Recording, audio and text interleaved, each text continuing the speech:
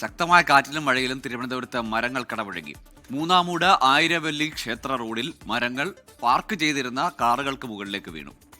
റിനു ശ്രീധർ തിരുവനന്തപുരത്ത് നിന്നും വിവരങ്ങൾ നൽകാനായി ചേരുന്നുണ്ട്. റിനു, നിലവിൽ എങ്ങനെയാണ് അവിടുത്തെ സ്ഥിതി? ഈ മരങ്ങൾ മാറ്റിയോ? വർഷ, ഗോകുൽ, ഇന്നലെ അർദ്ധരാത്രിയോടുകൂടിയാണ് മരങ്ങൾ മൂന്നാമൂട് ആയിരവല്ലി ക്ഷേത്രം റോഡിൽ കടപുഴകി വീണത്. JCB ലൈനിന് മുകളിലൂടെയാണ് ഈ തെങ്ങ്, തേക്ക്, പ്ലാവ് മുതലായ മരങ്ങൾ കടപുഴകി വീണത്. പ്രദേശത്ത് ശക്തമായ കാറ്റും മഴയുമായിരുന്നു.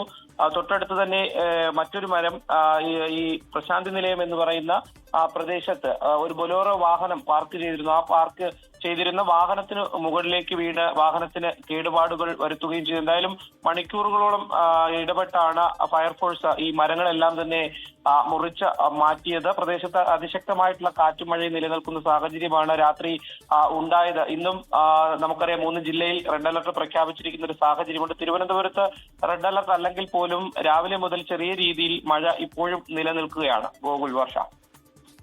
ശരി, റിനു ശ്രീധരാണ് വിവരങ്ങൾ നൽകിയത്.